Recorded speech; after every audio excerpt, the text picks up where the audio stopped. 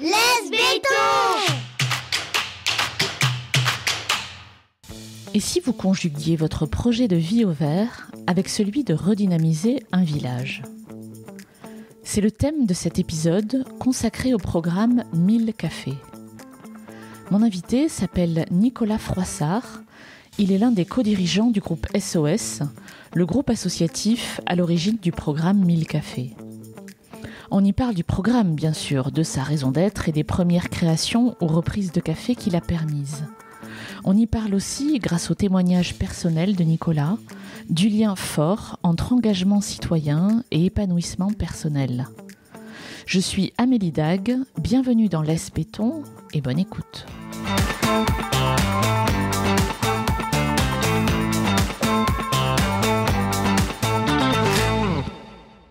Bonjour Nicolas. Bonjour Amélie. Vous êtes l'un des co-dirigeants du groupe SOS. Exactement. Qui, si je ne m'abuse, est un groupe qui est né il y a une trentaine d'années, à l'époque des années SIDA. Est-ce que vous pourriez m'expliquer tout ça ? Un petit peu plus maintenant, puisque ce sera bientôt 40 même, puisqu'il a été créé en 1984.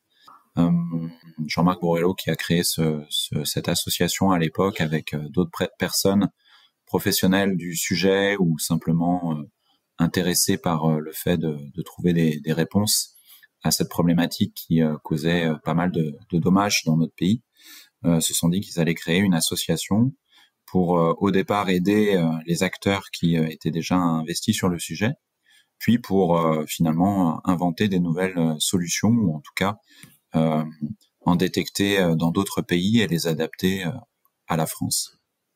Et effectivement, quand on parlait de toxicomanie dans les années 80, on parlait très vite aussi de sida, puisque les deux étaient évidemment très très liés, puisque beaucoup de toxicomanes par voie d'injection se contaminaient au VIH avec l'arrivée du virus.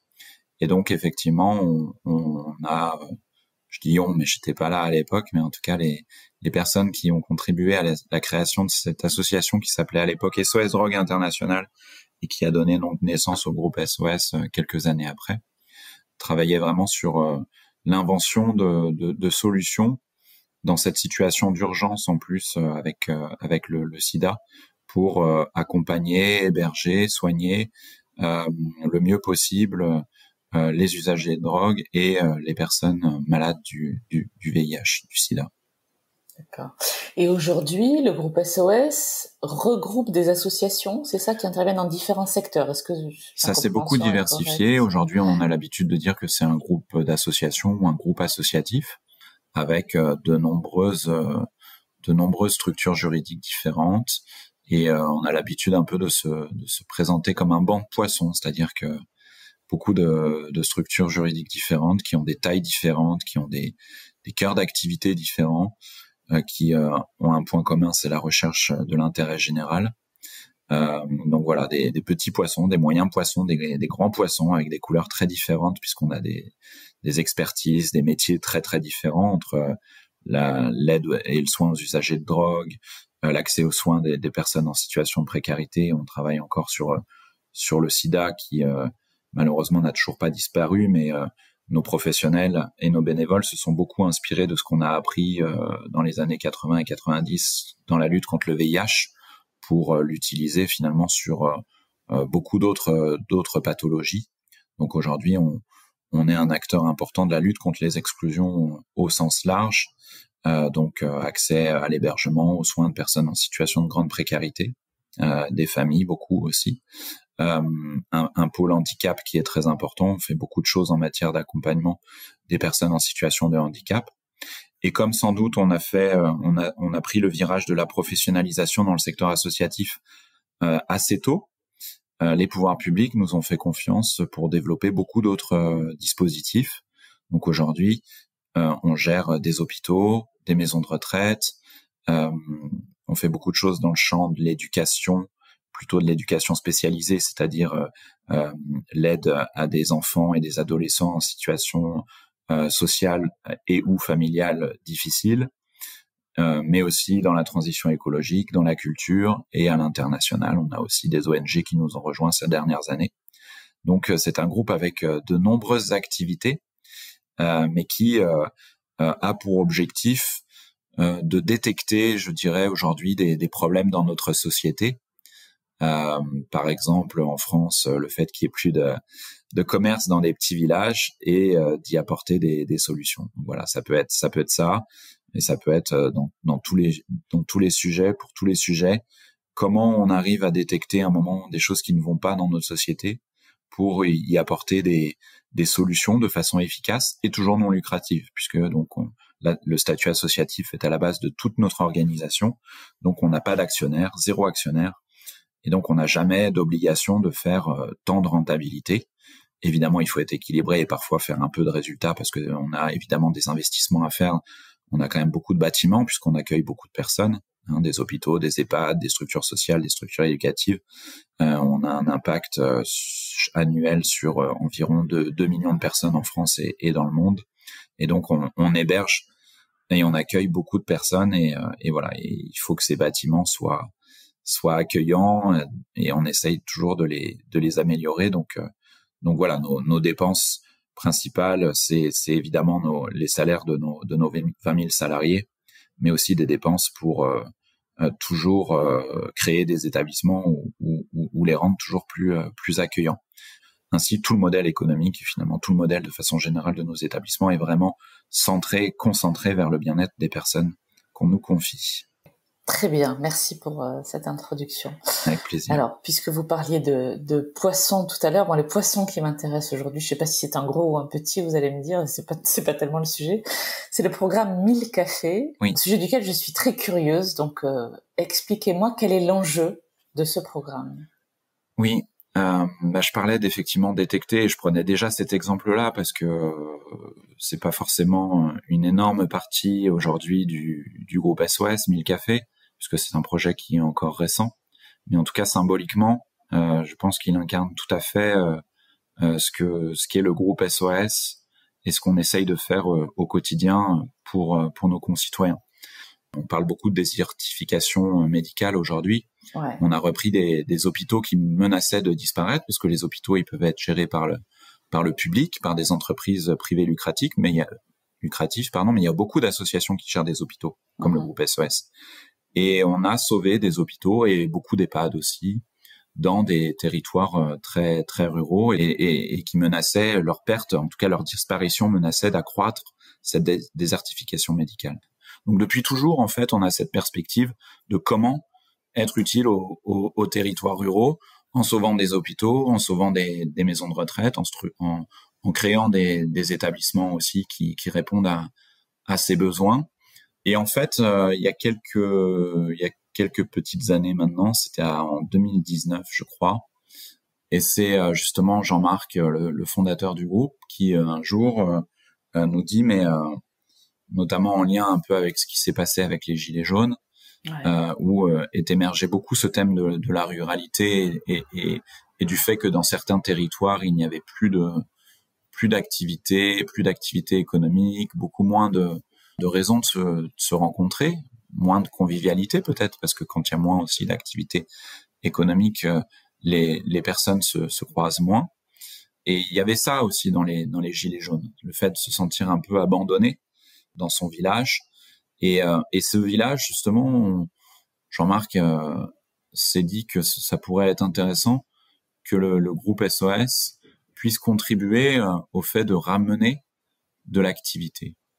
Et quand on dit ramener de l'activité, finalement, on en arrive vite au café, qui symbolise tout à fait le village français. On voit souvent le village français avec sa petite place, sa mairie, son église et son café du village. Et or, ce café du village, souvent, il a disparu. Je crois que plus de la moitié des villages de moins de 3500 habitants n'ont plus aucun commerce. Et ce commerce, souvent, il pouvait passer justement par ce café. Et voilà, et ce projet un peu fou naît en plus quelques mois ou quelques semaines, je sais plus, avant le Covid. Donc c'était pas forcément le moment le plus facile, Mais malgré toutes ces difficultés qu'on a pu rencontrer, c'est vrai qu'on a senti tout de suite, et même après, quand le Covid est arrivé, alors qu'évidemment, c'était pas évident d'ouvrir des cafés à ce moment-là, on a senti vraiment tout de suite un énorme engouement autour de ce projet-là. De la part des médias, bien sûr, c'était pas forcément le plus important, mais il fallait quand même communiquer beaucoup parce que l'idée, c'était d'avoir des villages qui répondent à cet appel un peu partout en France. Mais des porteurs de projets, des habitants, des maires, beaucoup de personnes ont tout de suite répondu à l'appel en nous disant mais comment ça marche, comment on peut faire pour travailler ensemble et voir comment on peut créer un café dans notre village. Alors justement, en quoi consiste le programme? À qui vous adressez-vous? Est-ce qu'on parle uniquement de reprise ou de création ex nihilo? Comment ça marche en fait? On parle de tout. On a vraiment décidé d'être le moins dogmatique possible, le plus pragmatique possible. Ça correspond bien à l'état d'esprit du groupe SOS au quotidien. Donc on s'est dit, nous, ce qu'on veut sur ce projet, bon, comme sur tous les projets finalement, c'est être utile. Donc être utile, ça veut dire créer un café s'il n'y en a pas, reprendre un café si à un moment donné, il y a une question de transmission qui n'est pas réglée et si un café menace de disparaître, s'il existe toujours mais qui menace de disparaître, alors à ce moment-là, on peut aussi aider sur ce type de situation. Parfois, il y a des cafés qui existaient, qui ont disparu depuis 2 ou 3 ans ou plus, et donc là, on va le recréer. Donc voilà, tout type de cas est envisageable, et d'ailleurs, toutes les situations existent déjà parmi la centaine de cafés qui a vu le jour ou va voir le jour dans les semaines qui viennent. Ouais. Et par contre, sur le périmètre, en tout cas sur la taille du village, on est parti sur ce chiffre de 3500 habitants. Bon après, voilà, si le village fait 3600, 3700 habitants, je pense qu'on dira pas non. Et voilà, il fallait bien donner un chiffre. Donc, en tout cas, l'idée, c'est de s'adresser à des petits villages dans lesquels il y a plus de commerce du tout. Et que proposez-vous alors? Un accompagnement du porteur de projet, c'est ça? Oui, c'est ça exactement. le cœur du programme. Je pense que c'est vraiment le cœur du programme. Après, on recherche donc des porteurs de projet qui seront gérants ou gérantes du lieu, et on a une équipe qui va les accompagner sur la détection du lieu, définir l'offre. Ce que va proposer le café doit correspondre aux besoins du territoire.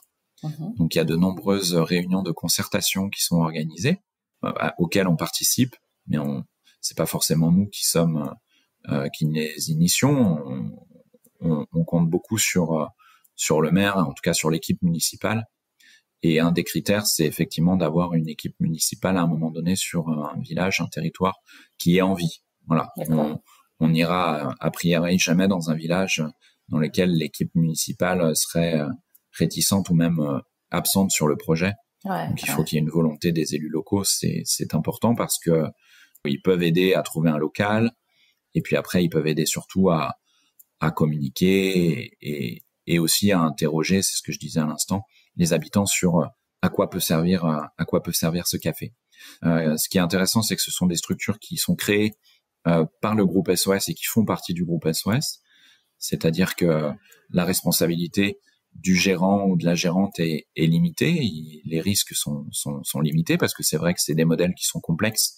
Donc peut-être que aussi de nombreuses personnes avaient envie de se lancer dans ce type de projet, mais se disaient que c'était extrêmement risqué.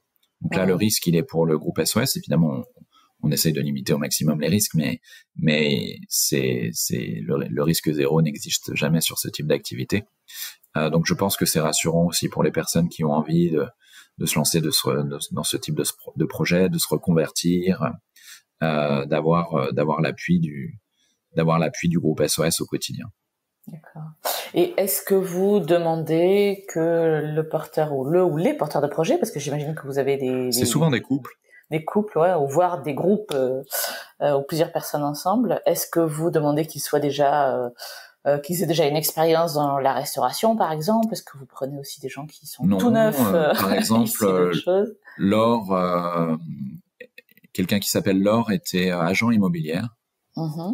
Et donc là, c'est une reconversion. Il y a des personnes qui travaillaient dans le domaine de la restauration, mais il y a des personnes qui faisaient d'autres choses.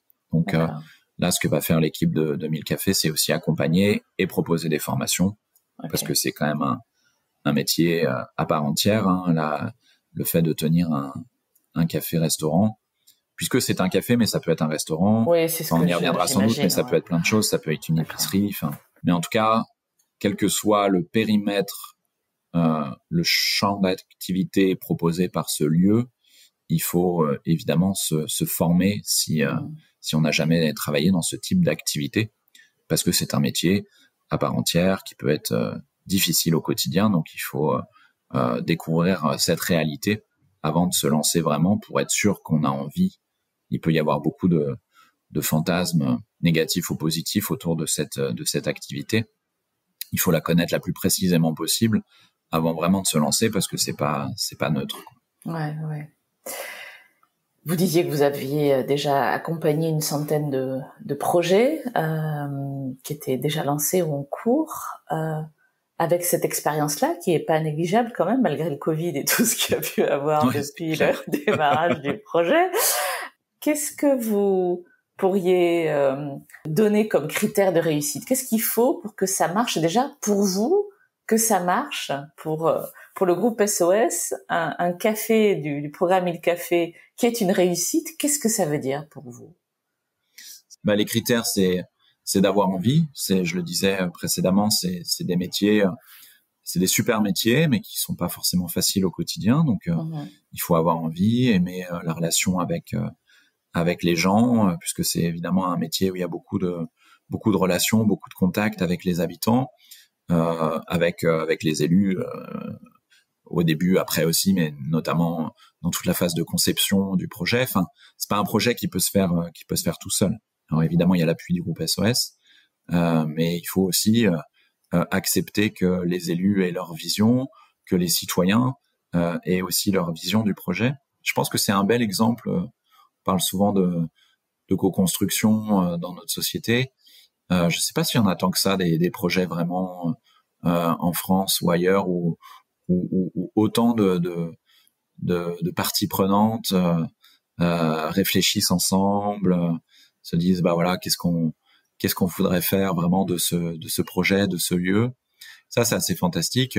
C'est des réunions où il y a parfois des dizaines, des centaines de personnes sur des villages qui parfois font simplement des centaines d'habitants. Donc ça veut dire que quasiment tout le monde est là. Donc c'est un engouement qui est assez extraordinaire. Mais après, il faut accepter que des citoyens puissent dire non, moi je vois pas tout à fait ça comme ça, je préférerais. Il peut y avoir de la confrontation aussi. Mais tout ça est positif. Et puis il y a surtout beaucoup de bienveillance de la part de ces habitants, qui effectivement sont très heureux de voir qu'on s'intéresse à leur territoire et qu'on a envie justement d'y développer des activités. Donc même si tout le monde n'est pas d'accord, en fait, il y a une ambiance, je crois, qui est extraordinaire, qui est très positive. C'est marrant parce que le hasard fait que je discutais justement avec un maire d'un village de 300 habitants dans le centre de la France, qui travaille justement sur la création d'un projet qui devrait ouvrir dans 2 mois, je pense, quelque chose comme ça. Et il me disait à quel point il était heureux d'avoir découvert l'initiative 1000 cafés, et à quel point c'était, dans le cadre de son mandat, un élément extrêmement important pour lui, d'avoir travaillé avec l'équipe de 1000 cafés, justement, d'avoir mobilisé les citoyens.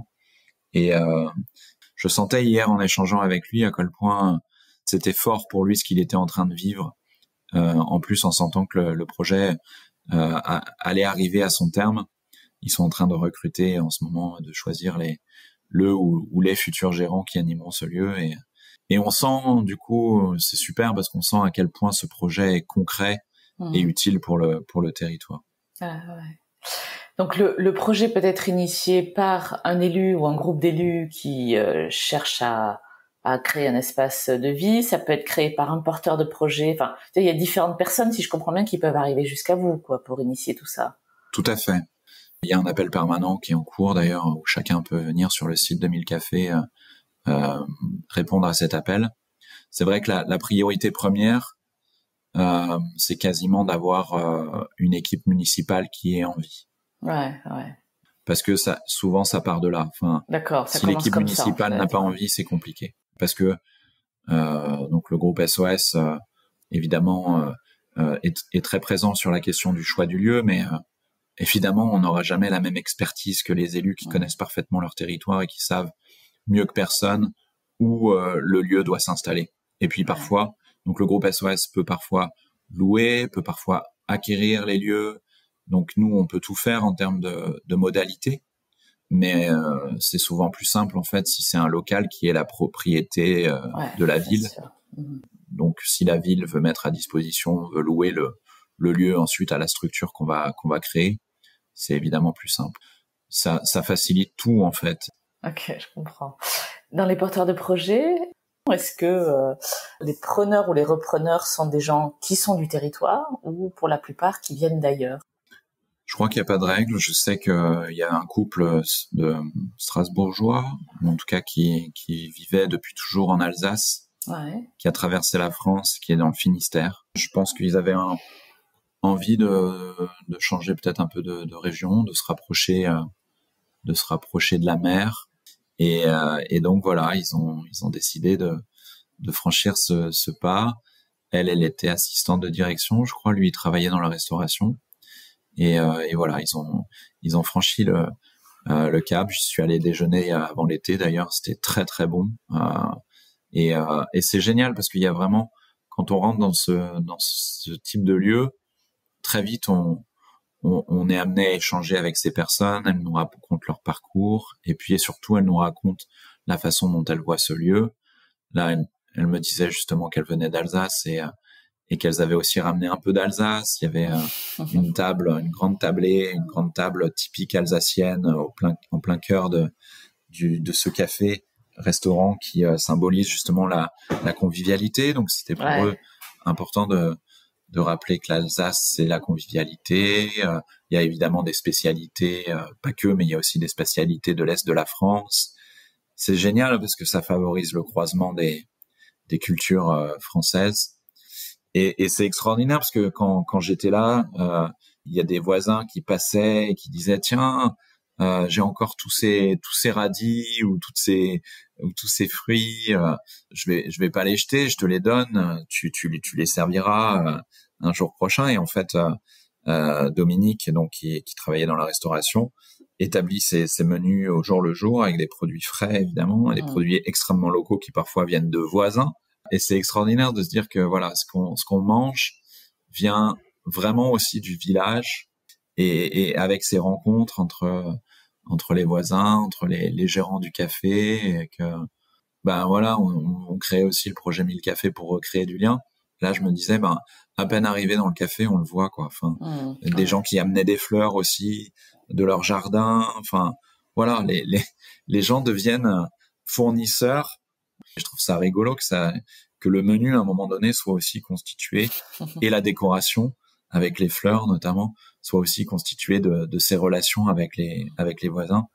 Voilà, quand j'ai vu ça, je me suis dit ah oui, tiens, on parlait effectivement de recréer du lien. Et là, on a des exemples tout trouvés quoi. C'est du circuit ultra court quoi. Circuit ultra court, c'est clair. Qu'est-ce que vous auriez envie de dire aux auditeurs de ce podcast qui sont des citadins qui se projettent de près ou de loin dans une vie rurale, peut-être à la recherche d'un projet, d'ailleurs souvent à la recherche d'un changement de vie professionnelle? Est-ce que avec l'expérience du programme 1000 cafés, vous auriez quelque chose à leur dire? J'aime pas trop la phrase quand on veut, on peut, mais des fois oui quand même. Enfin, en tout cas, on peut essayer en tout cas. En tout cas, on peut essayer, et en tout cas, non, je pense que ce qui est intéressant surtout, c'est que il y a des initiatives qui existent. Il y en a sans doute d'autres que 1000 cafés, mais en tout cas, moi, je connais bien 1000 cafés, et voilà. Et je pense qu'il faut jamais non plus mentir aux gens. C'est un quotidien qui va pas forcément être facile non plus. C'est des métiers où parfois on travaille beaucoup. La rémunération est pas la même que celle quand on travaille dans un métier, notamment dans les services, qu'on est cadre et quand on travaille à Paris, quoi. Enfin, mais bon, le train de vie est pas le même non plus. Les dépenses sont sans doute pas les mêmes. Donc, je pense que c'est quand même un changement qui est pas neutre, qui peut être assez radical. Donc, c'est des choses qui se travaillent, qui se travaillent et qui se réfléchissent et qui se préparent. Mais manifestement, quand je croise des gérants de 1000 cafés, il y a effectivement un épanouissement qui est évident. Mais voilà, je pense que c'est quelque chose à pas prendre à la légère non plus. Et ce qui est chouette dans le projet 1000 cafés, c'est que on devient effectivement gérant de café, restaurateur, mais on considère que ces lieux sont des lieux de multiservices. Donc, on va toucher peut-être aussi un peu à tout, ce qui peut être hyper intéressant.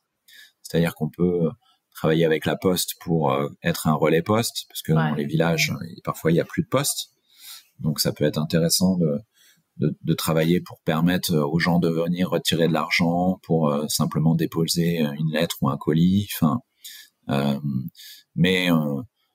mais ça peut être aussi un lieu culturel. Nous, au groupe SOS, on développe beaucoup de choses dans la culture, dans une culture accessible au plus grand nombre. Et 1000 cafés, ça peut être ça. Ça peut être un lieu d'expo, un lieu de concert. Ça peut faire office du tourisme. Ça peut être un point d'accès au numérique. Enfin, il y a tellement de choses à inventer quand il y a plus d'activité, quand il y a plus de commerce. Tout est possible. Ce qui est génial aussi, c'est que si on se sent aussi un peu la fibre entrepreneuriale, on peut peut-être penser à des choses pour lesquelles on n'a pas encore pensé. Et donc c'est ça qui est sans doute hyper intéressant aussi, c'est que c'est pas faire un copier-coller d'un 1000 cafés qui est dans le Finistère ou qui est dans le sud de la France et qui existe déjà. C'est vraiment réfléchir au plus près possible des besoins du territoire, mais aussi peut-être en fonction de ce qu'on a envie de faire, ce qu'on a envie d'apporter. Est-ce que ce que j'aime faire, c'est faire à manger? Est-ce que ce que j'aime faire, c'est développer des projets culturels ou mettre en lien les touristes avec des lieux à visiter dans mon territoire? Je sais pas, il y a plein de choses à imaginer. Donc ça, je pense que c'est pour des gens qui effectivement se sentent qui ont la fibre entrepreneuriale ou qui se sentent l'envie de créer. Je pense que 1000 cafés correspond aussi tout à fait à ça. J'aimerais qu'on parle un peu de vous. Je suis curieuse de votre parcours à vous parce que je crois que vous avez fait toute votre carrière dans le groupe SOS ou je me trompe? Moi, je suis juriste de formation. Ouais. Je m'étais retrouvé finalement ce qu'on appelait à l'époque un DESS de droit des assurances, mais qui m'a permis d'arriver à Paris et de découvrir le monde de l'entreprise parce que c'était une 5e année de droit, mais en alternance. Donc, je travaillais 15 jours par mois dans une grande compagnie d'assurance. Et puis, c'était pas trop mon truc. Donc, à la fin de l'année, je me suis dit, va peut-être falloir trouver autre chose. Et à un moment, je tombe sur un truc, DEA de sociologie des organisations. Et je vois le descriptif que je trouve sympa, sociologie, mais appliqué au monde des organisations, au monde des entreprises. En plus, à Sciences Po, je connaissais pas trop, mais je trouvais ça impressionnant. Et donc, je dépose un dossier, j'ai 1 ou 2 entretiens, ils me prennent. Et là, ma vie bascule parce que dans ce DEA, il y a des gens qui sont toujours des amis très proches aujourd'hui. Il y a une étudiante qui vit en colocation avec Caroline, que je rencontre à cette occasion, qui devient mon épouse quelques années après, avec qui j'ai eu 2 enfants. Et Caroline, elle devient magistrate à ce moment-là. Elle fait ensuite son premier stage à l'École nationale de la magistrature dans une association, parce qu'elle a un côté très social. Elle fait son stage au centre d'hébergement d'urgence pour toxicomanes sans domicile dans le 18e à Paris du groupe SOS. Et c'est comme ça que je rencontre le groupe SOS. Je savais qu'il fallait sans doute avoir effectivement un environnement plus social ou en tout cas plus lié à l'intérêt général. Et question vaste, mais j'entends je sais pas si c'est de la passion, mais l'engagement, c'est sûr. Qu'est-ce que vous préférez dans ce métier avec un grand M, mais dans cet engagement-là voilà, le fait vous parlez d'intérêt général, on peut le deviner évidemment, mais si on doit mettre des mots derrière ça, qu'est-ce que ça veut dire pour vous concrètement? C'est une bonne question. Bah, mon métier, il a beaucoup évolué. J'ai fait de la communication, j'ai parfois même fait des ressources humaines, des systèmes d'information, travaillé sur l'organisation du groupe qui s'est beaucoup développé puisque on était une association de 300 ou 400 salariés quand je l'ai rejoint en 2000. Donc, il y a 22 ans. Aujourd'hui, c'est 20 000 salariés. Donc parfois, tout le monde était un peu au four et au moulin, ce qui était passionnant. Et moi, au groupe SOS, il y a toujours beaucoup d'excitation, beaucoup de passion, mais parce que sans doute je sais pas, le développement pour le développement, c'est sans doute pas une bonne idée, mais nous, c'est vrai qu'on grandit et surtout on se diversifie pour de bonnes raisons, je pense. Et donc mon métier, déjà en lui-même, il a beaucoup changé. Donc je me suis jamais ennuyé. Et puis en plus l'environnement, il y a toujours des nouveaux défis. Et voilà. Et je pense que c'est ça qui est intéressant. Vous me demandiez ce qui est le plus important pour moi. Là, avec le mois d'août, je suis rentré mi-août. C'était assez calme pour moi et j'avais un peu de temps et je suis allé sur le terrain. Je suis allé voir un centre d'hébergement d'urgence qui accueille des couples en situation de précarité. Je suis allé voir une structure qui accueille des mineurs non accompagnés, donc des jeunes réfugiés. Je suis allé voir à Bondy, dans le 93, un lieu qui travaille sur la question des addictions, notamment pour permettre aux personnes qui consomment des drogues de minimiser au maximum les risques sanitaires, de commencer à avoir un suivi social. C'est pas toujours des métiers faciles, mais c'est rare que je vois des gens dans ces établissements qui aillent pas bien, qui soient déprimés, qui ronchonnent. Évidemment, ils ont des revendications que je porte au quotidien. Il faut valoriser ces métiers-là, y compris économiquement, financièrement. Il faut continuer à mieux les rémunérer de façon significative. Mais ceux et celles que je croise, encore une fois, c'est pas toujours facile, mais c'est des métiers qui donnent du sens. C'est des gens qui sont enthousiastes, qui ont le sourire. Il y a de la joie. Et encore une fois, c'est parfois des réalités qui sont hyper compliquées au quotidien. Donc voilà, c'est ça, c'est l'élément principal qui fait que je me sens bien dans ce que je fais. C'est ce lien avec ces professionnels de terrain qui m'inspirent vraiment au quotidien. On a tous besoin d'être utiles, en fait. Il y a beaucoup de gens aujourd'hui, on sent, qui ont perdu le sens et qui ronchonnent parce que tout changement, notamment sur la question climatique, est vu comme un truc qui remet en cause leur liberté. Il y a une vraie tension dans notre société aujourd'hui qu'on n'a pas, je pense, quand on est bien dans ses baskets, quand on se sent utile. Et je pense qu'à un moment donné, on rentre dans un cercle vertueux. Moi, j'ai l'impression d'être là-dedans, en tout cas. Et quand on commence à être utile, on cherche à l'être de plus en plus. Donc voilà, moi, mon grand sujet aujourd'hui, c'est ça. C'est comment on fait pour que tout le monde se mette sur ce changement de l'engagement citoyen.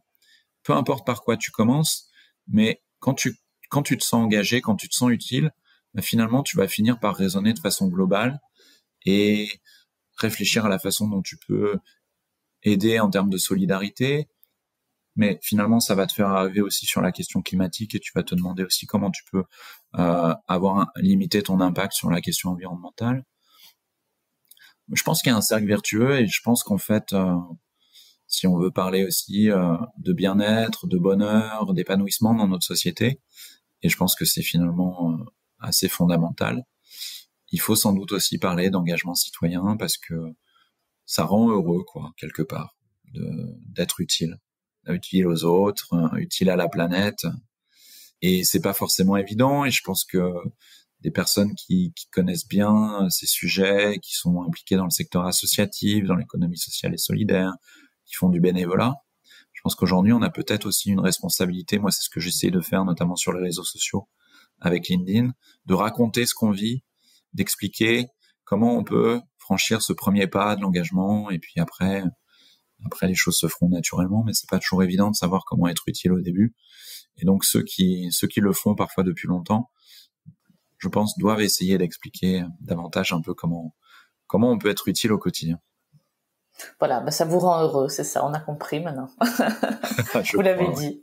À ceux qui veulent se sentir utiles sur un territoire, on comprend bien de ce moment passé avec vous que ils peuvent se renseigner sur le programme 1000 cafés parce que vous pouvez les aider, voilà. Un grand merci, Nicolas, pour ce partage. Merci Amélie, j'ai passé un très bon moment. C'était Laisse Béton, le podcast qui aide les citadins à réaliser leurs rêves de vie au vert. Si vous voulez réagir à cet épisode, témoignez vous-même au micro de Laisse Béton ou me suggérer des invités. Écrivez-moi à amélie@laisse-béton.fr. Laisse Béton est également présent sur Instagram, Facebook, Twitter et LinkedIn. Si vous aimez ce podcast, abonnez-vous sur Apple Podcasts, Google Podcasts, Spotify ou Deezer. Décorez-le d'étoiles sur votre appli de podcast préféré et parlez-en autour de vous, c'est encore le meilleur moyen de le faire connaître. À très bientôt.